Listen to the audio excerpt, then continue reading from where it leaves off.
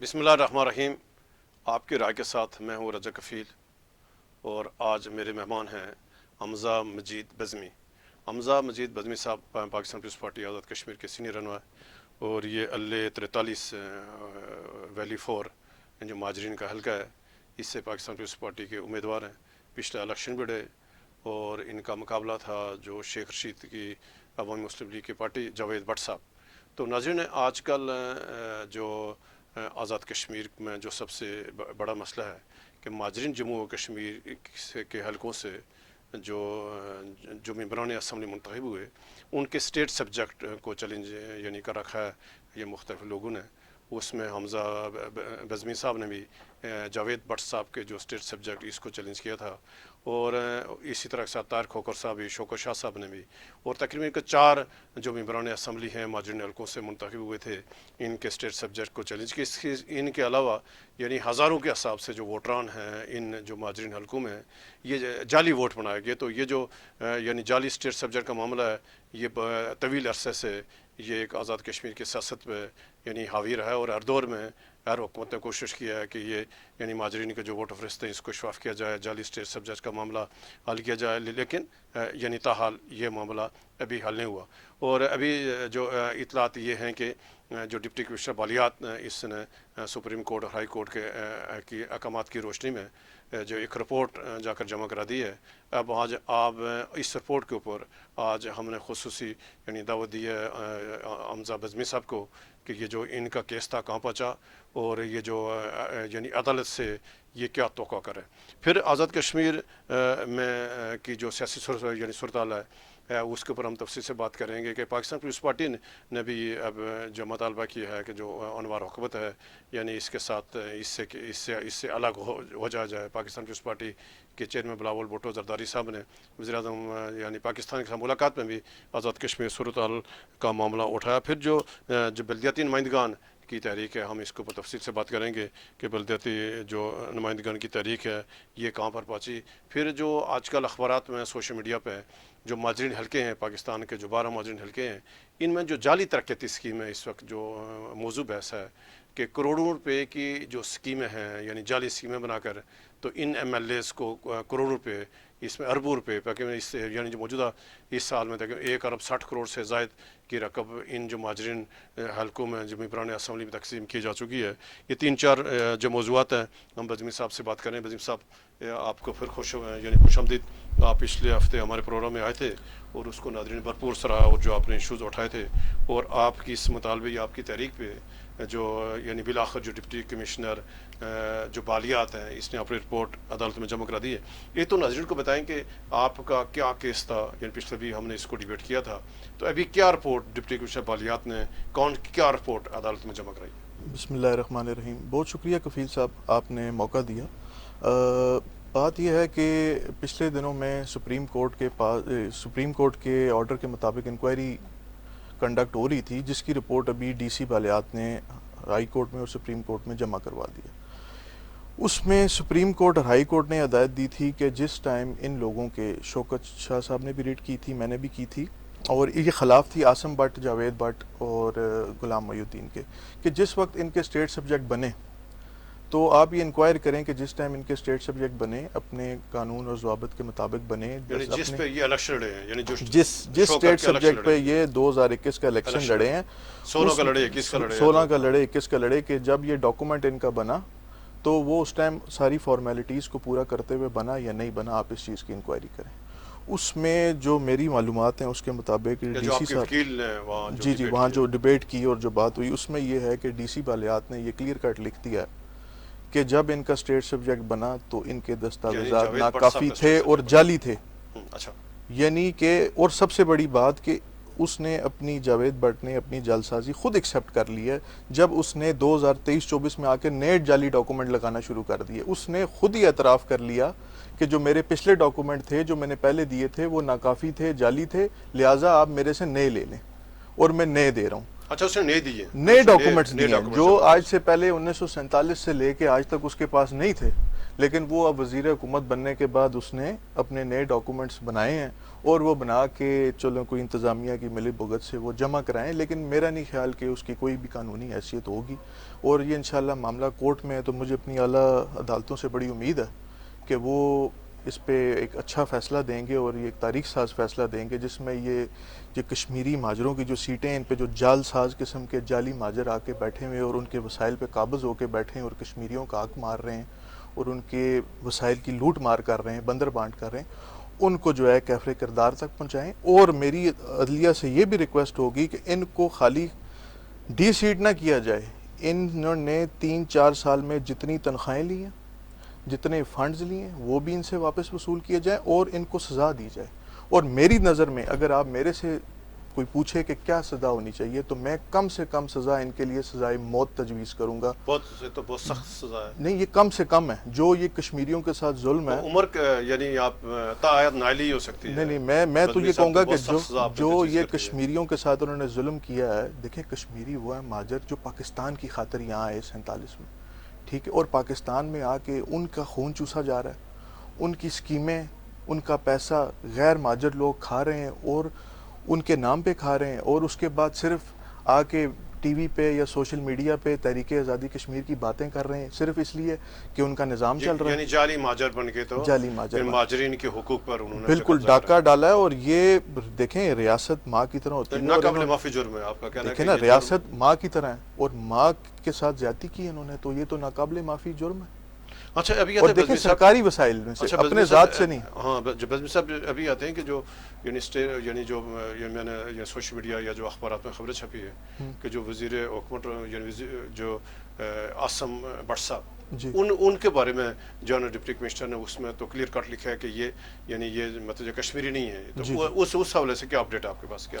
دیکھیں نا اس میں بھی ڈی سی صاحب عاصم بٹ نے تو اپنے جو پہلے ڈاکومنٹس دیے ہوئے تھے نا، اسی پہ جب تحقیق ہوئی، اس نے نئے ڈاکومنٹس نہیں دیے، اس کے پرانے ڈاکومنٹس پہ تحقیق ہوئی تو وہ پتہ لگا کہ وہ جناب امرتسر کے ہیں، وہ کشمیری ویلی کے ماجر نہیں ہیں۔ جاوید بٹ صاحب کے بھی تو خیر ڈاکومنٹس ہی کوئی نہیں تھے، ان کے تو ڈاکومنٹس ہی کوئی نہیں تھے، وہ تو خود اخبار میں اشتہار دے چکے تھے کہ میرے پاس کوئی ثبوت نہیں ہے، میرے پاس 2 سرکاری ملازموں کی تصدیق ہے، اور وہ دونوں سرکاری ملازم جو تھے، ایک ان میں سے خود مہاجر نہیں تھا اور ایک جو ہے وہ ریٹائرمنٹ لے چکا تھا تصدیق دینے سے پہلے، اور ایک 2 پی آر او تھے جن کو صرف صوابدیدی طور پہ گیزٹڈ افسر کا جو ہے چارج دیا جاتا ہے، ان کے پاس اختیار نہیں ہوتا کہ وہ کسی کی بھی تصدیق دے سکیں، اور انہوں نے بھی ایفیڈیوٹ دے دیا کہ ہم نے اس کی تصدیق نہیں دی، اس نے ہماری جعلی لگائی ہے۔ تو اس کا تو کیونکہ کیس بالکل کلیئر تھا، تو اس لیے اس نے لہٰذا نئے ڈاکومنٹس جو ہے وہ بنا کے اب کہ جی میں نے اپنا ریکارڈ نکلوایا ہے، سب کچھ نکلوایا جو 1947 سے لے کے 2023 تک نہ نکل سکا، لیکن 2024 میں نہ جانے ایسا کیا کمال ہوا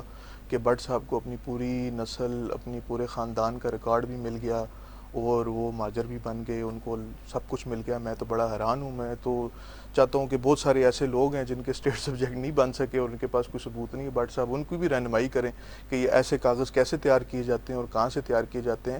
کہیں راجہ بازار سے کوئی میرے خیال ہے کوئی پار کی کشمیر کی کچھ اسٹیمپیں بنا کے انہوں نے کوئی ڈاکومنٹس تیار کیے ہیں، تو ایسا کوئی فن بیچارے غریب لوگوں کو اچھا بتائیں۔ سب ابھی ہم آتے ہیں کہ جو یعنی سوشل میڈیا پہ جو ماجرین حلقے ہیں، جو پاکستان 12 ماجرین حلقے ہیں، ان تمام جو ایم ایل ایز ہیں ان کو کروڑ روپے کے فنڈ، اربوں روپے کے، یعنی اس وقت یعنی 2023-24 یا 24-25 کا جو بجٹ ہے 1 ارب 60 کروڑ روپے اب تک ان کو خرچ کر چکے ہیں۔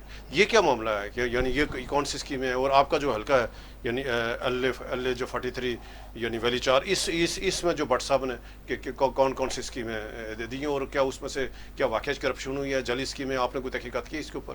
سر دیکھیں، سب سے مزے کی بات یہ ہے جس کو میں دیکھ کے حیران ہوا، میں نے سب حلقوں کی اسکیمیں دیکھی اور ان اسکیموں کو دیکھ کے مجھے یہ سمجھ آئی ہے کہ جو کشمیری ماجر آئے نا، ان 12 لوگوں کی، جو 12 ایم ایل ایز ہیں جو ماجروں کے ہیں، بیسیکلی یہ 12 ایم ایل ایز نہیں ہیں، یہ 12 میں سے 1-2 کوئی بہتر ہوں گے، باقی 9-10 تو لوٹے ہی ہیں ان میں جو ادھر سے ادھر کرتے رہتے ہیں۔ ان کی نظر میں کشمیریوں کا ایک ہی مسئلہ ہے، وہ ہے کنواں، ٹف ٹائل اور نالی۔ اس کے علاوہ ان کی نظر میں کشمیریوں کا کوئی بھی مسئلہ نہیں ہے۔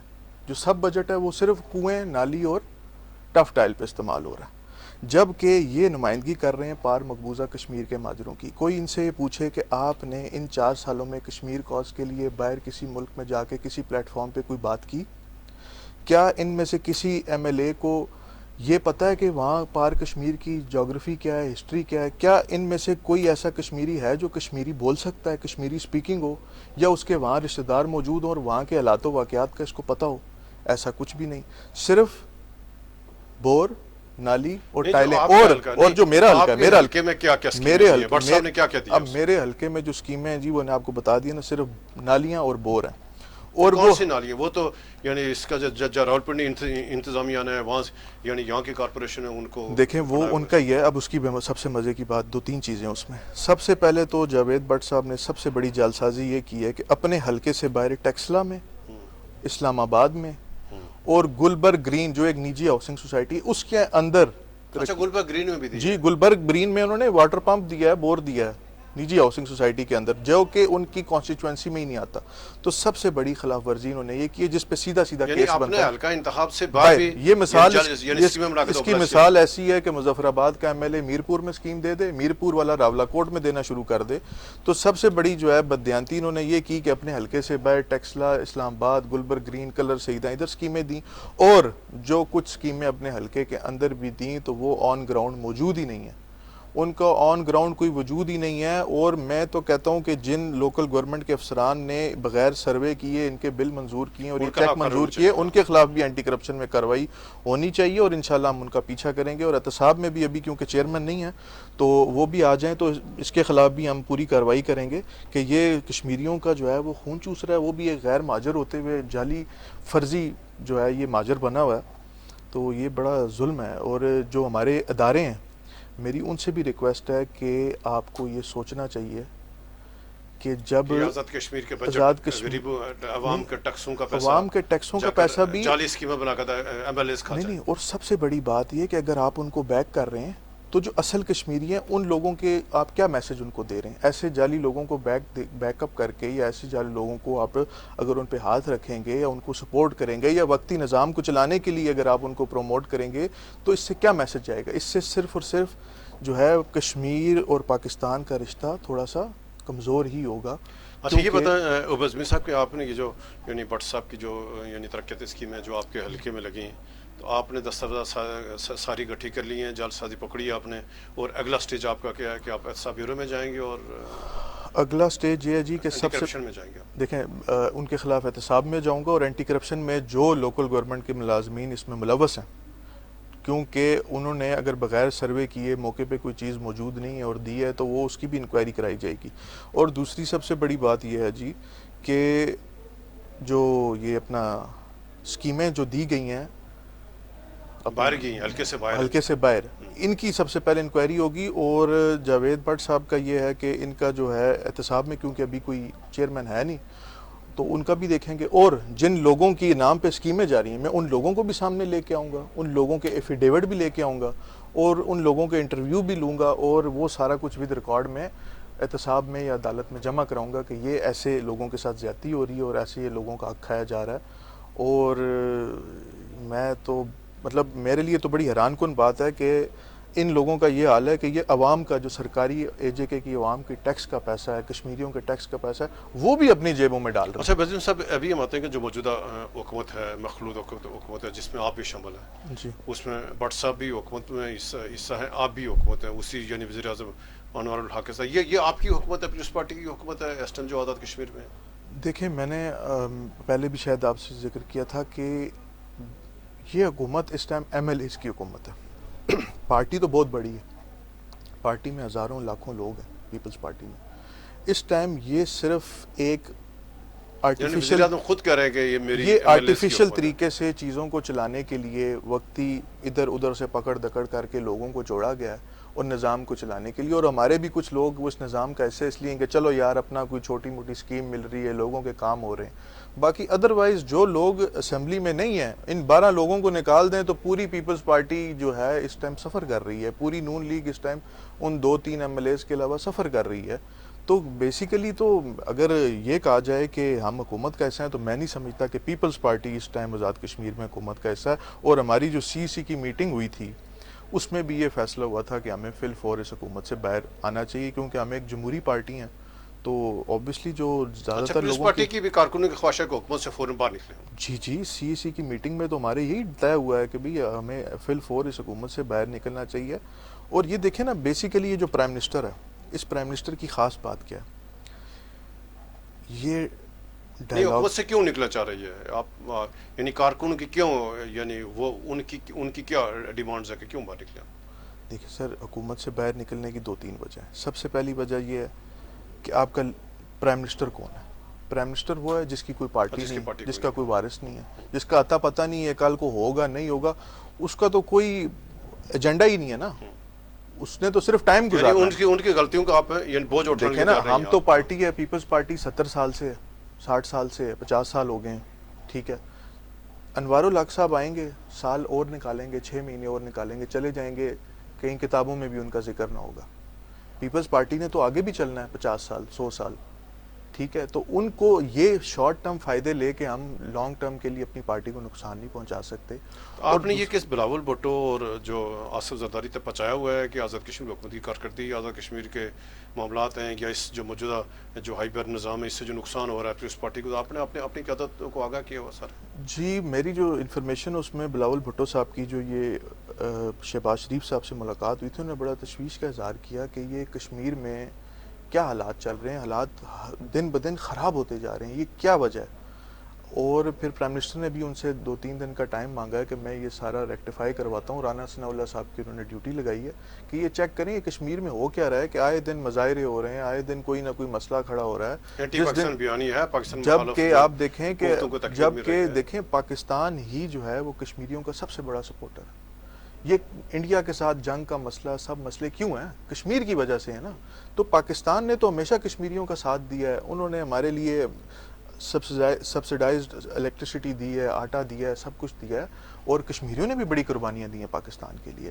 تو جو بھی کشمیری ہے وہ بیسیکلی پاکستانی ہے. کیوں؟ ہمارے پاس جو شناختی کارڈ ہے وہ کیا ہے؟ ہاں، اسلامک ریپبلک آف پاکستان. ٹھیک. میں اگر ایز اے کشمیری باہر جاتا ہوں تو میری ریپرزنٹیشن پہچان- ایز اے ہاں، پاکستانی ہے نا. پہچان تو پاکستان. میرے سے بڑا پاکستانی کون ہوگا؟ لیکن اگر ہماری نمائندگیاں بھی غیر مہاجر لوگ کریں گے، غیر کشمیری کریں گے، تو یہ تو پھر میسج اچھا، اچھا نہیں صاحب جائے گا. ابھی ہم آتے ہیں کہ جو اس ٹائم آزاد کشمیر کے ایک اور بڑا مسئلہ جو بلدیاتی نمائندگان کی تحریک ہے، فیصلہ کن مرحلے پہ ہے. ہائی کورٹ نے اس کا حوالے سے کلیئر کٹ اس کا فیصلہ دیا لوگ حکومت یعنی فیصلہ ماننے سے انکاری، اور وزیر اعظم صاحب بجائے فیصلہ یعنی تسلیم کریں کہ وہ بلدیاتی نمائندگان کو تقسیم کریں، اور وہ تقسیم کرنے میں کامیاب ہوئے. جو کل جو وزیر اعظم صاحب کی افطار پارٹی اسلام آباد میں تھی، اس میں انہوں نے 4 اضلاع کے جو چیئرمین کو لانے میں کامیاب ہوئے، اور اسی طرح کے ساتھ مختلف جو میئرز بھی لائے. اور یعنی وزیر اعظم کی پوری کوشش ہے کہ میں تقسیم کر کے اس مسئلے کو میں حل کروں. تو آپ کیا دیکھ رہے ہیں بلدیاتی نمائندگان تحریک کو، وزیر اعظم صاحب کی جو پالیسی ہے؟ سر دیکھیں، اس میں یہ ہے کہ میرا نہیں خیال کہ وہ کوئی اتنی زیادہ بڑی تقسیم کرنے میں کامیاب ہوئے ہیں، کیونکہ 3300 بلدیاتی نمائندگان ہیں، جن میں سے میرے خیال ہے ان کے افطار ڈنر میں 100 سے 150 لوگوں کی حاضری تھی، اور وہ بھی اس وجہ سے کہ وزیروں نے ریکویسٹ کر کے منتے ترلے کر کے سب کو بلا لیا کہ آ جائیں جی، آ جائیں جی، افطاری کر لیں، ثواب کا کام ہے. تو وہ بس ثواب دارین حاصل کرنے کے لیے کچھ لوگ اس میں شامل ہوئے ہیں. میرا نہیں خیال کہ وہ اس پرائم منسٹر سے مطمئن ہے، کیونکہ اس پرائم منسٹر کا سب سے بڑا مسئلہ یہ ہے، مالی طور پہ تو ان کی کرپشن کی بات میں نہیں کرتا، لیکن اخلاقی طور پہ یہ انتہائی کرپٹ آدمی ہے.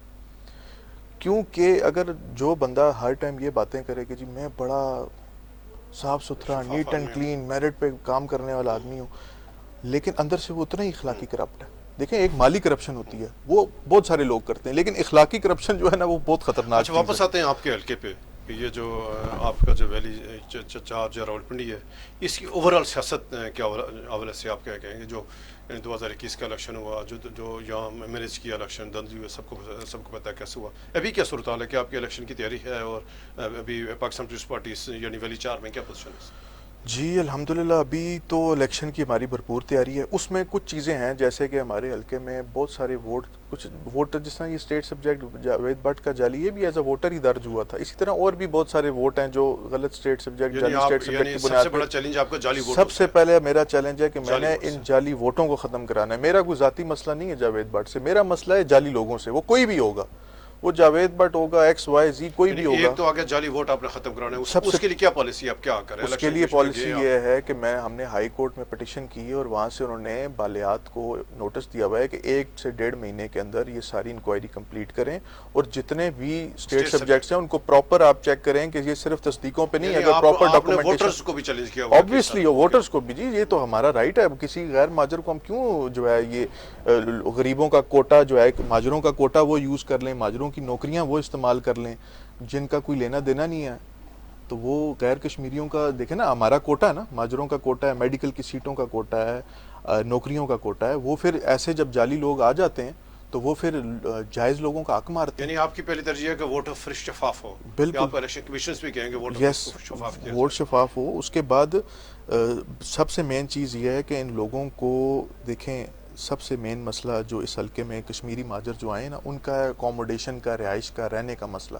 کوئی بیچارہ ایک کمرے میں رہ رہا ہے, کوئی 2 کمروں میں 10 بندے رہ رہے ہیں, ان کو پراپر کوئی آزاد کشمیر مہاجر کالونیاں, اور وہ بھی کالونیاں یہ جو آپ کا حلقہ یعنی اس میں جو ویلی 4 ہے, اس میں کوئی مہاجر کالونی نہیں ہے؟ کوئی سر کوئی کالونی نہیں ہے. اور یہ جو کالونیاں انہوں نے پرانے وقتوں میں بنائی ہوئی, وہ ایسی جگہ بنائی ہیں کہ وہ اگلے 100 سال تک آباد نہیں ہو سکتی. نہ وہاں پانی ہے, نہ بجلی ہے, نہ گیس ہے.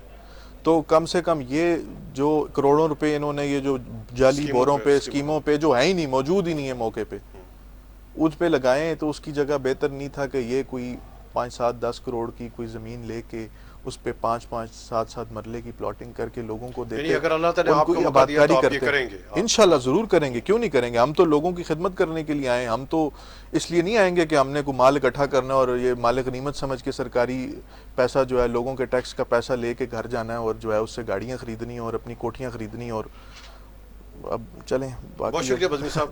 ناظرین, یہ تھے حمزہ مجید بزمی, یہ پاکستان پیپلز پارٹی کے امیدوار ہیں ویلی 4 راولپنڈی سے. اور یہ انہوں نے جو پچھلے ہفتے بھی ہمارے پاس آئے تھے اور یہ جو کیس لے کر عدالت میں گئے تھے, اور ان کو یعنی بڑی کامیابی ملی ہے کہ سپریم کورٹ اور پھر ہائی کورٹ کے حکم پر ڈپٹی کمشنر بالیات نے ابتدائی تحقیقات کر کے جو ماجرین ایم ایل اے ان کی رپورٹس, ان کے جو اسٹیٹ سبجیکٹس کی یعنی رپورٹ عدالت میں جمع کرا دی ہے. اب دیکھتے ہیں کہ عدالت اس یعنی رپورٹس کی روشنی میں کیا فیصلہ کری ہے, تو عدالت کے فیصلے کا انتظار ہے. دوسرا وہ ناظرین, جو یعنی وزیر اعظم آزاد کشمیر نے بلدیاتی یعنی نمائندگان کی تحریک کو کچلنے کے لیے یا جو ہائی کورٹ نے جو فیصلہ کیا ہے اس پر عمل درآمد کرنے کے لیے, کہ مطلب عمل درآمد کرنے کے بجائے اب جو ہے نا وزیر اعظم صاحب ان نمائندگان کو تقسیم کر کے اب ایک مزید جو ہے نا یعنی آزاد کشمیر کا جو یعنی صورتحال ہے اس میں مزید اس میں جو اس کو یعنی اس میں نتیجہ کشیدگی کا باعث بنتے جا رہے ہیں. تو ہم حکومت آزاد کشمیر سے گزارش کریں گے, وزیر اعظم صاحب سے, اور جو مخلوط سرکار ہے آزاد کشمیر کی تمام سیاسی جماعت حکومت کا حصہ بھی ہیں, کہ جو بلدیاتی نمائندگان ہیں, یہ 31 سال بعد آزاد کشمیر میں بلدیاتی الیکشن ہوئے, اور اب حالات کا اور وقت کا تقاضا اور ان کا آئینی حق ہے بلدیاتی نمائندگان کا کہ جو ان کا جو حق ہے, جو ایکٹ میں ان کو جو حق دیا گیا ہے کہ فوری طور پر جو ہائی کورٹ کے فیصلے عمل درآمد کیا جائے تاکہ جو بلدیاتی نمائندگان کو آئینی اور مالیاتی اختیارات جو مل سکیں. کل تک اجازت دیں. اللہ حافظ.